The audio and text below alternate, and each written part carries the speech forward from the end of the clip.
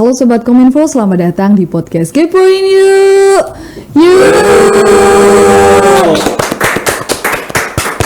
Bersama Dinkominfo. Kali ini bersama saya Novita di sini sebagai host. Episode kali ini kita akan membahas sesuatu yang lagi happening nih. Hal yang sangat penting dan biasanya menjelang di tahun ajaran baru, yaitu mengenai SPMB atau Seleksi Penerimaan Murid Baru tahun ajaran 2025-2026. Nah, buat Bapak, Ibu, wali murid, serta calon peserta didik nih dari SD, SMP, bagaimana sih proses SPMB itu merupakan langkah-langkah awal untuk menentukan perjalanan pendidikan anak ke depan. Kira-kira gimana gambarannya? Lalu gimana juga nih mekanismenya? Sudah hadir bersama kita. Beliau adalah PLH, Kepala Dinas Pendidikan, Kepemudaan dan Olahraga Dindikpora Kabupaten Temanggung. Selamat datang Bapak Umarudin Bagus Pinuntun SSMN. Pak Novita. Bagaimana kabarnya Bapak hari ini? Baik, Mbak Novita, sehat selalu, mudah-mudahan semuanya, teman-teman Mbak Novita, teman-teman Kominfo dan semuanya kru sehat selalu. Amin, alhamdulillah. Gimana Pak? Apakah sibuk sekali ini karena mengampu dua dinas ya Bapak ya, di Dinduk Capil dan di Dindikpora? Dua dinas ini tipikalnya sama. Ya. Jadi sama-sama melayani. Betul. Sama-sama melayani masyarakat, sehingga kalau pelayanan ini kan yang satu pelayanan dasar, betul, yang bidang pendidikan, yang satu bukan urusan wajib tapi urusan juga pelayanan dasar. Betul. Sama-sama saling berkaitan. Jadi tiap hari pasti harus ada yang dilayani. Berarti sangat padat ini berarti kegiatannya ya Bapak. Annual aja. Bapak, terkait dengan SPMB, mungkin masyarakat tahunya kalau dulu adalah PPDB ya Pak. Ya. Gimana sih kenapa ini bisa jadi SPMB? Kira-kira regulasinya tuh gimana? Jadi secara prinsip dalam sistem kalender pendidikan itu pasti di Kaldik ini di bulan-bulan ini kan, bulan-bulan ibaratnya manpower planning ini kan, ini sudah di titik akhirnya pelepasan terus penerimaan. Betul. Itu sudah jadi rutinitas. Sudah jadi rutinitas. Iya. Di kita memang sekarang bergeser pengistilahannya menjadi sistem penerimaan murid baru, itu SPMB. Barangkali ini masyarakat masih familiar dengan pola lama, tapi substansinya masih sama. Ya, singkatannya, secara substansi masih sama. Ya, ini memang terjadi di bulan-bulan sekarang ini di sekolahan, istilahnya itu sekarang ini perencanaan pengadaan murid baru. Kalau di dunia pengadaan, betul. Pengadaan murid baru. Jadi tentu ini akan menjadi pekerjaan rutin di dinas kita. Kemudian yang kedua kalinya tentu ini akan menjadi kegiatan yang bukan hanya menguras pikiran orang tua sesungguhnya, harus ini menjadi tugas dari murid. Namanya murid bukan orang tua kok. Iya, betul. Tapi dalam situasi seperti ini saya yakin nanti sampai dengan berakhirnya sistem penerimaan murid baru ini, yang pusing bukan muridnya tapi orang tuanya. Ini yang pusing. Dari awal orang tua sudah harus ikut berperan ya Pak. Kalau sudah menyangkut anak ini, apa yang tidak dipertaruhkan oleh orang tua? Betul. Semuanya dipertaruhkan ini. Mau apapun itu kalau sudah menyangkut anak, saya kira yang harus dimengerti oleh kami bahwa kami di dinas sekarang menghadapi situasi yang tidak hanya didasari kepada sistem, sehingga kita tidak hanya regulasinya seperti apa, tapi ini kita berhadapan dengan orang ini kan, yang tidak cukup hanya didasarkan kepada hitam putih. Ini ya bagaimana dijelaskan ini menjadi baik, bagaimana ini dipahamkan itu. Nanti bisa kita ceritanya sampai ke sana. Iya. Lalu untuk SPMB tahun 2025-2026 di Kabupaten Temanggung ini kapan pelaksanaannya? Ya, jadi secara prinsip sesuai dengan urusan kewenangannya. Jadi pemerintah kabupaten ini urusan dengan di bidang dasar ya, pendidikan dasar, yaitu mulai dari PAUD, pendidikan anak usia dini, kemudian SD dan SMP. Walaupun ada PNF dan kesejahteraan, memang itu urusannya kan, tapi yang formal itu kan PAUD, kemudian SD dan SMP. Nah, itu domain di kita. Tentu kita mengawal ini tidak mungkin tanpa regulasi, karena pemerintah itu dasarnya pasti kita itu regulator sekaligus eksekutor kalau di situ. Jadi kita itu regulator juga eksekutor. Ini yang agak nambah teman-teman dinas bekerja ini, karena kita eksekutornya. Jadi kita membuat regulasi, kita eksekutornya. Nah, regulasinya tentu karena ini sistem pendidikan nasional ini kan basisnya kan inline, regulasinya inline. Tidak bisa kita membuat regulasi tersendiri tanpa ada regulasi induknya. Karena ini sistemnya secara nasional, berlakunya juga secara nasional dan lain sebagainya, sehingga kita memang kebijakan apa di dalamnya, isinya, kapan mulai berlaku, seperti apa sistemnya, ini juga sudah ditentukan secara nasional. Nah, kalau tadi berbicara tentang waktunya kapan, ini mulai dari PAUD, gitu, pendidikan usia dini dan TK, kemudian SD dan SMP ini mulainya itu tanggal 4 Juni yang akan datang, itu mulainya proses pendaftarannya. Tapi persiapannya sudah mulai sekarang, nanti berakhirnya kira-kira tanggal 28 Juni. Kalau yang SD-nya 4 sampai dengan 14, SMP-nya itu 16 sampai dengan 28. Itu proses pendaftaran sampai nanti daftar ulang yang terakhir. Tapi sebelum proses pendaftaran kan ada hal-hal di sistem ini. Sistem ini kan sistem ini adalah sistem yang sudah terkoneksi dengan siapa. Jadi ada sistem seleksinya, kemudian di sana pasti ada siapa saja yang boleh mengikuti seleksi di sana. Secara prinsip 40.000 lebih kita istilahnya tuh alumni dari TK, alumni dari SD, dari SMP, tidak SMA ya, kita kira-kira 40.000 semuanya itu kan terdata di Dapodik. Datanya sudah ada di sana. Data kependudukannya juga ada di sana. Nanti kalau tidak cocok ya kita ngomong dengan catatan sipil. Tinggal hari-hari ini memang melengkapi data diri dari siswa yang memang sudah di Dapodik, hasil-hasil baik itu sifatnya prestasi akademiknya, kemudian di mana dia domisilinya, kan nanti ada regulasi berikutnya di mana dia domisilinya, kemudian dia prestasi punya non akademik seperti apa ya. Ada tambahan informasi yang perlu disampaikan di sistem gitu untuk bisa mendapatkan akun untuk mendaftarkan, sehingga nanti yang bersangkutan ini secara administrasi ini tidak hanya memiliki akun, akan tapi semua elemen tentang data kesendirian tentang yang bersangkutan ini sudah ada. Sudah disiapkan. Sudah ada di sistem. Untuk tahapan SPMB ini dari mulai sosialisasi, lalu apa saja sih Pak tahapannya? Jadi secara prinsip SPMB ini semua regulasinya kan ada di sistem. Jadi ada di sistem. Kami Dinas Pendidikan yang pertama tentu kita mendasari kepada regulasi yang ada.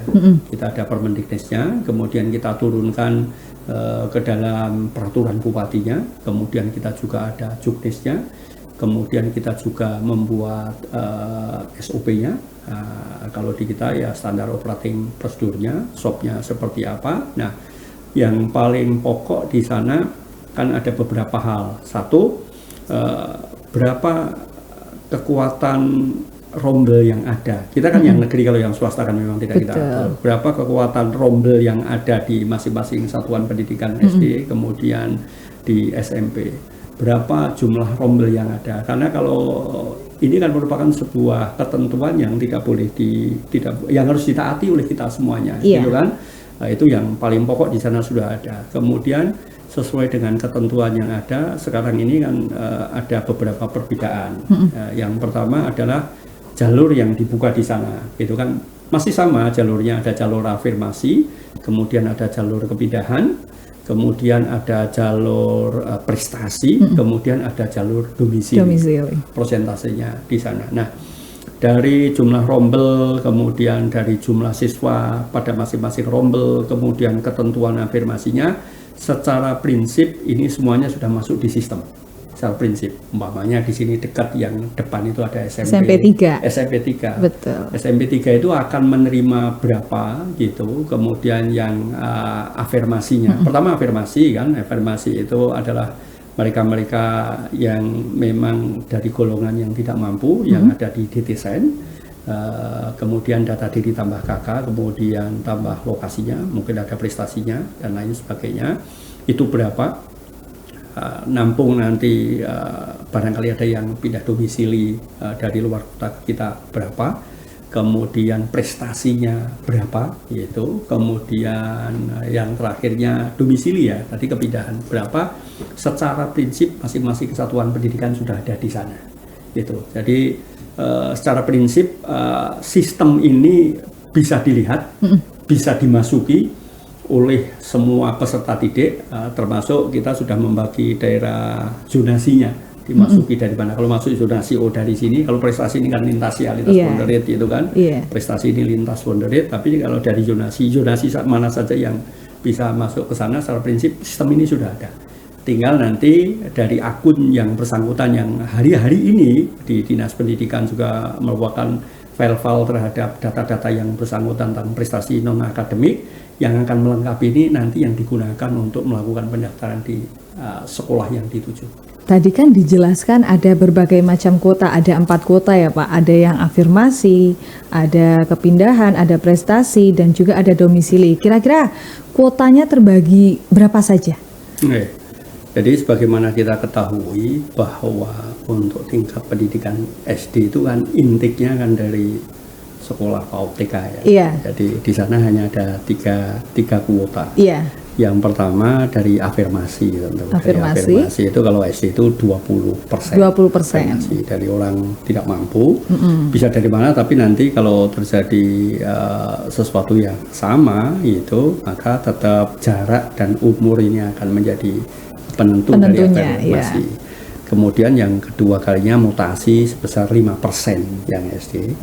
Kemudian mutasi orang tua loh ini, mutasi orang dan peserta didiknya. Kemudian domisili 75%, karena tidak ada prestasi kalau SD. Iya, karena masih kecil ya Pak. Nah, kalau masuk ke jenjang pendidikan SMP, ini mulai ada prestasinya. Afirmasinya masih tetap 20%, kemudian kepindahan ini 5%, kemudian prestasinya ini 25%, dan domisilinya 50%. Jadi yang akan diisi terlebih dahulu kan mulai dari afirmasi, kemudian kepindahan, kemudian ke prestasi, dan terakhir di domisili. Ya. Lalu Bapak, untuk proses pendaftarannya nih, apakah hanya bisa melalui sistem atau bisa menggunakan metode offline seperti itu? Secara prinsip pendaftarannya memang by system. Pendaftarannya memang by system. Akan tapi sekarang verifikasi terhadap data diri ini kalau orangnya aware ya bisa online secara prinsip. Tapi nanti pendaftarannya by system juga, semuanya. By system.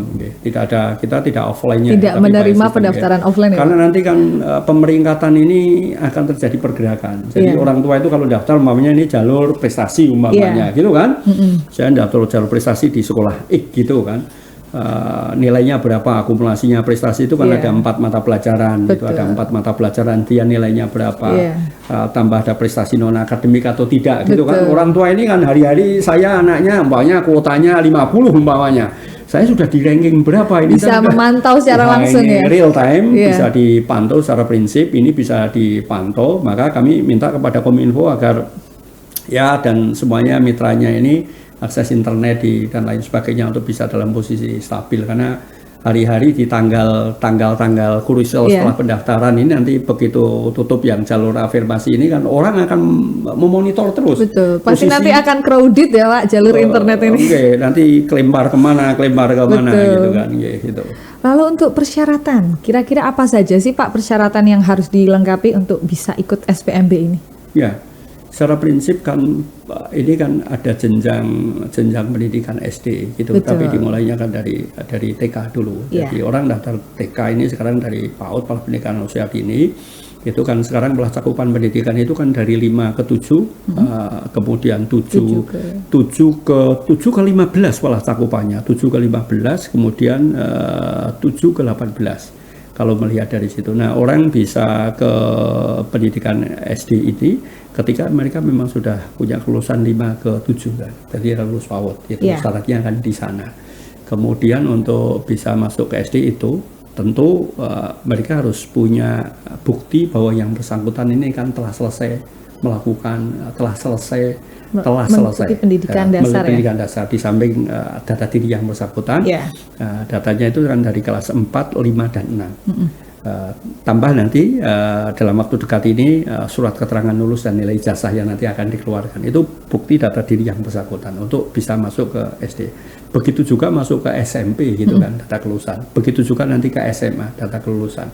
Nah, masing-masing orang kan punya tambahan sendiri-sendiri. Di samping prestasi akademik di sekolahnya, orang juga punya prestasi non akademik, lomba-lomba dan lain sebagainya. Dan itu kita beri apresiasi.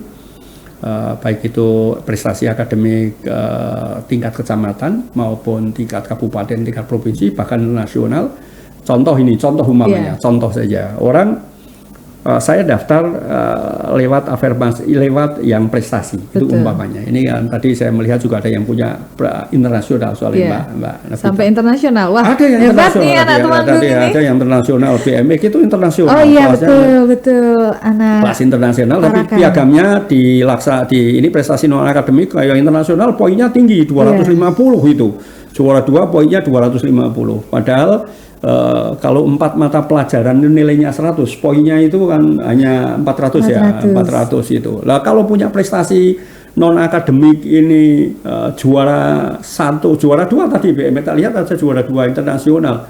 Itu nilainya sudah 250, itu nggak dikejar sudah itu kan. Tambah ini sudah nilainya sangat tinggi sekali. Kalau hanya juara kabupaten ada yang 50, ada yang 100 itu. Ya, orang-orang kita hargai semuanya yang bisa membawa. Di kecamatan pun juga sudah bisa masuk ya Pak. Prestasi tingkat kecamatan tadi juga bisa. Tahun ini kita akui, tahun kemarin belum, tapi tahun ini mulai diakui. Poinnya cukup lumayan, ada 40, ada 50, ada sekian poin. Tapi paling tidak karena lomba pendidikan di tingkat di kita itu kan memang berjenjang. Betul. Berjenjang, ada yang sampai tingkat provinsi, tapi kalau yang O2SN, yang O2 ini internasional kan. Betul. Kan banyak anak-anak Temanggung yang bisa sampai olimpiknya kan sampai internasional. Bahkan kita bisa melihat mereka yang lulusan dari SMA sekarang ini kalau yang keterima di perguruan top, kita sering mendengar kan dari SMA itu kan, dari SMA ini bisa keterima di 8 perguruan tinggi top umpamanya seperti itu. Itu adalah anak-anak yang mengikuti prestasi berjenjang olimpiade dan kurikulum vitae ini didaftarkan kemana-mana. Itu bisa saja yang sifatnya akademik maupun non akademik. Wah. Itu bisa beasiswa, betul-betul beasiswa full dari sekolahannya. Berarti ini untuk wali murid nih atau buat anak-anak yang sudah berprestasi, disiapkan dulu piagam-piagamnya, dikumpulkan, jangan sampai terlewat ini sebagai pendongkrak nilai untuk jalur prestasi. Ya, itu harus. Jadi satu hal bahwa piagam ini kan kenapa kita hargai, kenapa dihargai tinggi. Jadi kan akademik itu juga diraih dengan proses pembelajaran yang panjang, kemudian dengan waktu yang durasi yang sangat panjang. Prestasi baik itu skala kabupaten, skala tingkat provinsi juga diraih bukan tempo sesaat. Contoh renang saja. Saya kebetulan juga direktur Pikatan Waterpark gitu. Orang yang bisa juara 1 renang kabupaten itu tiap sore latihan renang itu. Tiap sore itu kan, mereka tidak sembarangan gitu kan, tiap sore, apalagi sampai juara provinsi. Betul. Sehingga ketika ini sama-sama saling dihargai bahwa mereka itu prosesnya juga bukan proses gila. Jadi karena nanti prestasi itu baik yang sifatnya yang akademik kan sudah jelas, keluarnya dari satuan pendidikan mana kan tidak mungkin ditipu. Betul. Tidak mungkin karena dia akan keluar, ada surat tanggung jawab mutlak dan lain sebagainya. Tapi prestasi yang sifatnya non akademik ini kan harus keluar dari lembaga yang mengeluarkan lomba yang juga boleh dikatakan memiliki kejelasan.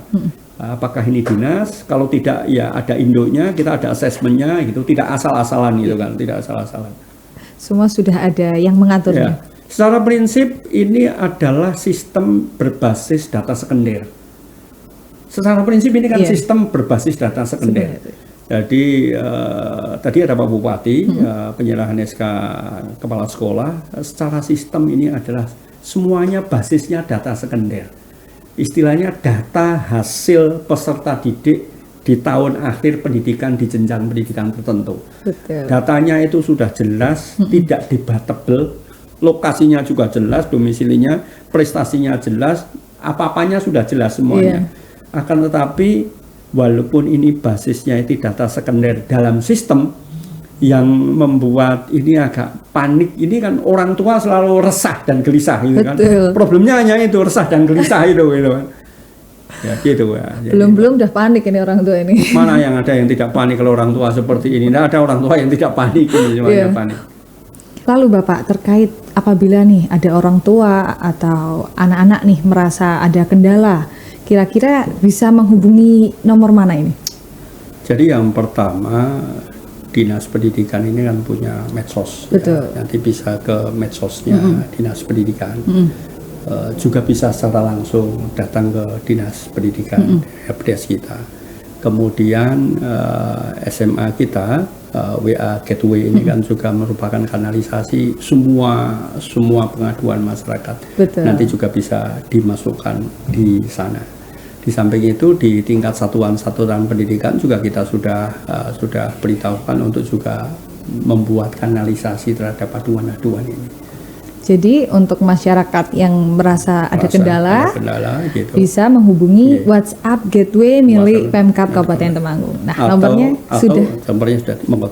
nomornya sudah tampil di layar. Monggo bisa dicatat Bapak Ibu semuanya, atau bisa datang ke, atau tergantung persoalannya. Ya. Kalau ini menyangkut kependudukan, nanti bisa di media sosialnya Dinas Kependudukan. Ya, gitu. betul. Kalau nanti ini menyangkut data sen yang bersangkutan, bisa ke Dinas Sosial. Ya. Jadi ini kan tidak hanya gawe dari Dinas Pendidikan, kan, tapi ada data dari siswa ini yang di backup dari Dinas Pendidikan dan Catatan dan Dinas Sosial. Lalu tadi juga ada helpdesk yang membantu untuk apa, Pak? Helpdesk membantu terhadap persoalan-persoalan pendaftaran. Sekarang kan ini persoalan pendaftaran, karena di sistem pendaftaran sekarang ini ada sesuatu yang tidak diinput secara mandiri, tidak bisa, gitu kan, di sekolah tidak bisa, yaitu tentang prestasi non akademik. Yeah. Nah, itu sistem itu memang adanya di dinas kita, itu dinas kita di Dinas Pendidikan, sehingga kita akan memverifikasi tentang kebenaran dokumen dari piagam-piagam prestasi non akademik. Kemudian kita legalisasi dan kita input nilainya, kan nggak boleh input sendiri. Betul. Jadi datang di kita, disampaikan saya punya prestasi non akademik seperti apa, kemudian nanti kita lakukan verifikasi dan klarifikasi, kemudian apabila ya kita legalisasi. Setelah dilegalisasi oleh bidang bidang Pora ini pemuda dan olahraga, nanti dibawa ke helpdesk kita, ada yang SMP, yang SD gitu, untuk bisa dimasukkan scoring. Kita punya tabel scoring dari sana. Itu menu yang memang diisi oleh Dinas Pendidikan. Berarti sudah ada porsi-porsi tempatnya sendiri-sendiri. Sudah ada. Ya. Lalu Pak, apakah ada biaya nih yang dibebankan dalam proses SPMB ini? Oke. Jadi ini menyangkut sesuatu yang sangat sensitif. Betul. Sesuatu yang sangat sensitif sekali. Tadi Pak Bupati pada saat mengontrol ataupun meninjau pelaksanaan SPMB ini juga menekankan bahwa upaya publikasi terhadap bahwa kegiatan ini gratis, tidak berpungut biaya, harus dimasifkan. Bahkan dari KPK kan juga menyurati secara langsung kepada Pak Bupati, nanti akan dibuatkan regulasi perwakilan Bupati juga. Kemudian di samping itu public campaign terhadap ini juga terus kita masifkan agar pelaksanaan pelaksanaan SPMB ini betul-betul dilakukan sesuai dengan koridor yang berlaku, yaitu istilahnya gratis, tidak dipungut biaya, dan tidak ada coba-coba. Jadi juga ditandaskan jangan pernah ada coba-coba kita yang ada di satuan pendidikan maupun di dinas itu untuk melakukan tindakan-tindakan yang di luar ketentuan itu.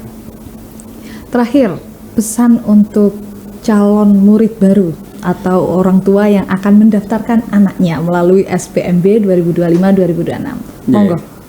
Jadi yang pertama, untuk bisa mendaftar ini kan harus memiliki akun untuk bisa masuk login kepada sistem SPMB ini. Oleh sebab itu yakinkan sampai dengan waktu pendaftaran para siswa ini memiliki akun. Itu yang pertama.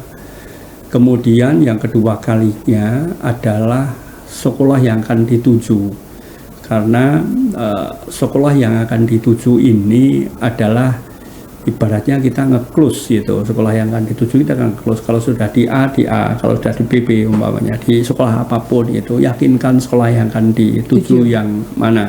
Kan kita tidak bisa ngacak sembarangan masuk karena ini by system. Kalau sudah diterima di sini tidak bisa seenaknya menggeser gitu, tapi nanti di sistem yakinkan pilihan-pilihan sekolah yang memang sesuai dengan kehendak orang tua kan, tapi basisnya akan tetap sistem nanti yang akan menentukan itu. Jadi itu yang paling pokok saya kira, dan kalau ada sesuatu yang mengatasnamakan dinas atau mengatasnamakan satuan pendidikan bisa membantu sesuai dengan keinginan barangkali, yakinlah informasi itu tidak benar gitu.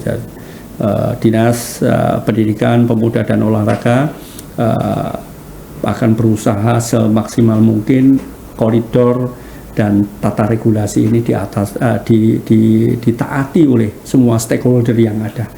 Itu yang paling pokok. Ya.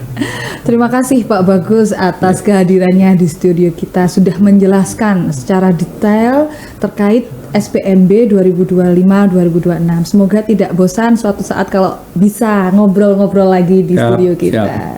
Yeah. Oke, Sobat Kominfo, tidak terasa kita sudah berada di penghujung segmen. Jangan lupa nantikan episode-episode kita selanjutnya. Tetap di podcast Kepoin Yuk! Yuk!